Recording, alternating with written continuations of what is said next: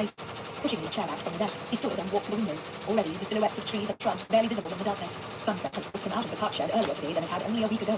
The shortening of the days was a double-edged sword, and reluctant as he was to lose an extra hour or two of work, it had felt so good to take the time to bathe and actually rest a little this evening, after so many days of eating in his work clothes, only to fall into bed immediately afterward. Voices in the hall beyond the study's closed door drew his attention. He recognized Thompson's steady cadence, but the female he was speaking with sounded distressed. He frowned. Emily had already retired to her room, which undoubtedly meant that Miss Glover had done the same.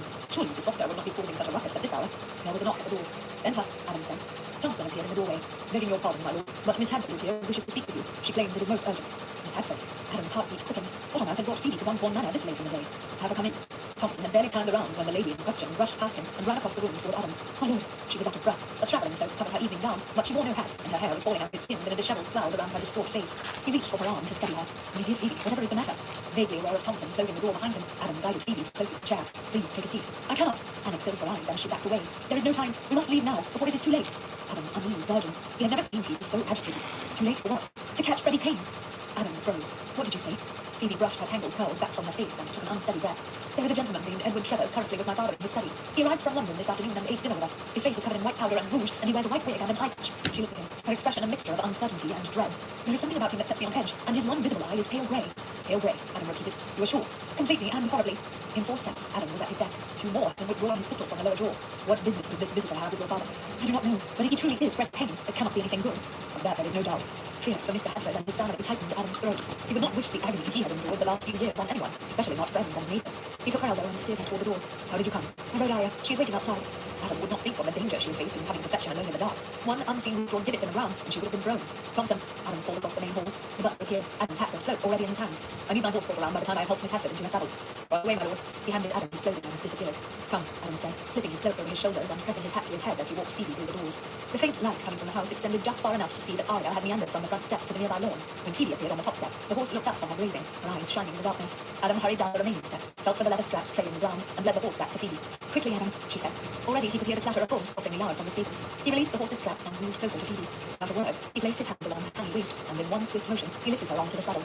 Her legs were lost in a mass of petticoats, and she slid back slightly before reaching for the reins. Are you seated correctly? He asked. As well as can be expected in his ridiculous gown. He grunted. If Phoebe's choice of attire did not kill her first, it would likely kill him. Every time he saw her, she appeared more beautiful than the last, wind-swept hair notwithstanding. Oliver rounded the house, leading Adam's horse at a run. Adam went to meet him, and when the groom caught sight of him in the gloom, he brought the stallion to a halt long enough to allow Adam to mount before tossing him the reins. A few yards away, the shifting of gravel was Adam's only warning that Phoebe was leaving. Seconds later, Aria's hoofs pounded down the drive, her rider bent low in her saddle. Adam did not hesitate. He touched his heels to his stallion's side and tore after her.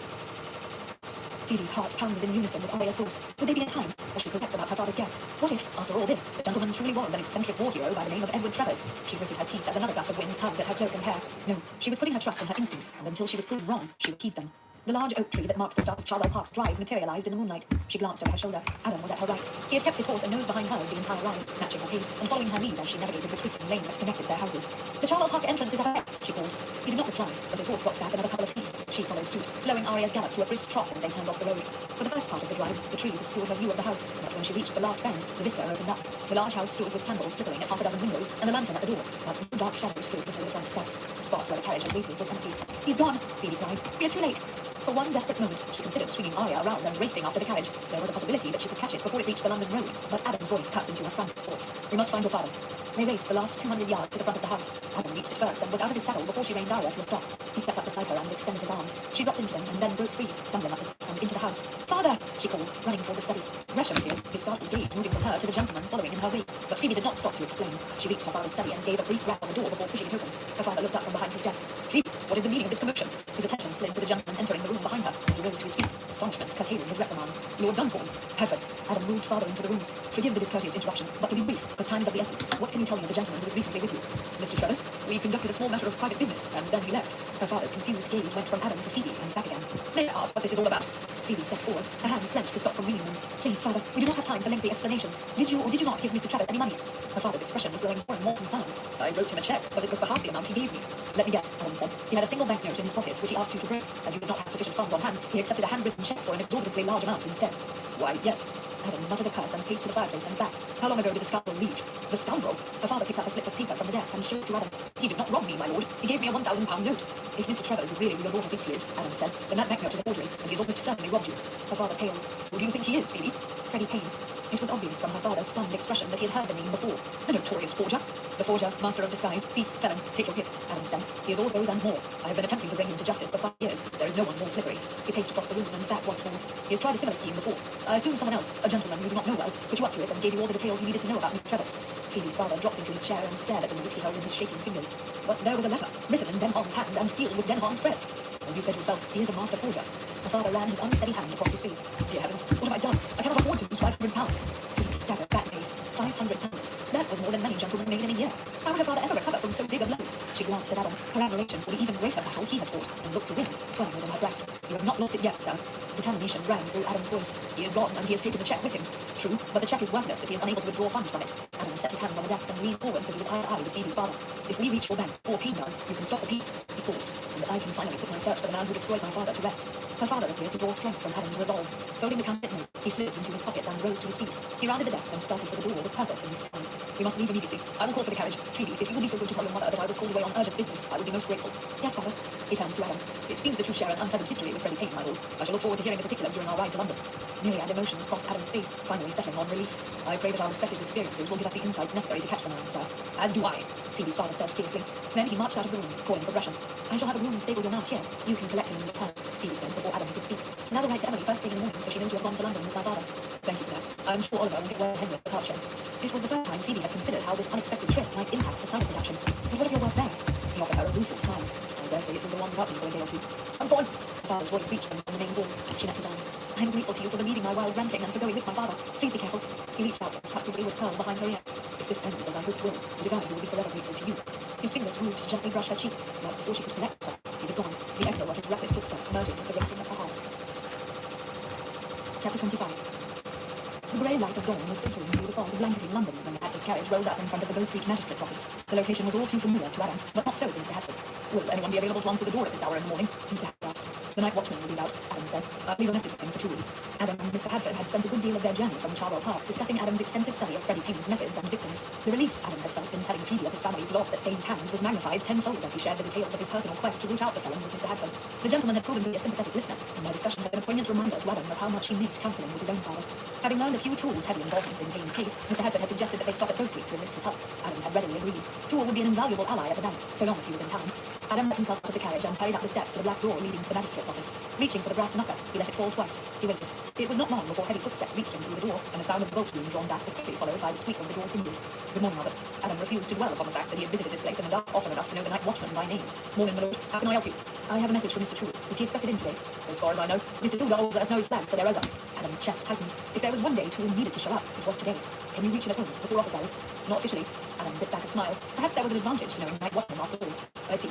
Well, should you know of anyone willing to take an unofficial walk, or even a run, to Mr. Toole's lodgings within the next half an hour, have them tell the gentleman that Lord Dunthorne expects Freddie Payne to be at the bank on Breadneedle Street when it opens this morning. Albert's eyebrow was shot up. One could not work for the Bow Street runners without recognising certain names. The bank on Breadneedle Street, first thing this morning, Albert repeated. It seems like there might be someone round here needing some exercise in the next few minutes. I dare say I can steer him in the right direction. Thank you, Albert. Good day, my lord. Adam returned to the carriage, and Mr. Hatford wasted no time. What news? Someone will get word to Toole. He will be there before the bank opens. Mr. Hatford consulted his pocket watch. That is in less than an hour. The man has yet to be reached. We are dealing with runners, Adam reminded him. The carriage started moving again, and Mr. Hatford remained silent, tension obvious in the lines on his face. I cannot afford to lose £500, Dunthorne. I understand. This was not the time to tell the gentleman how much greater his father's loss had been. When we reach the bank, the priority will be to have the manager freeze all payments on cheques written against your account. Mine will be to check with Toole and watch for our criminal. Payne is outnumbered, and we have surprise on our side. Mr. Hatford spoke as though he were trying to convince himself that the odds were in their favour. In theory, they were.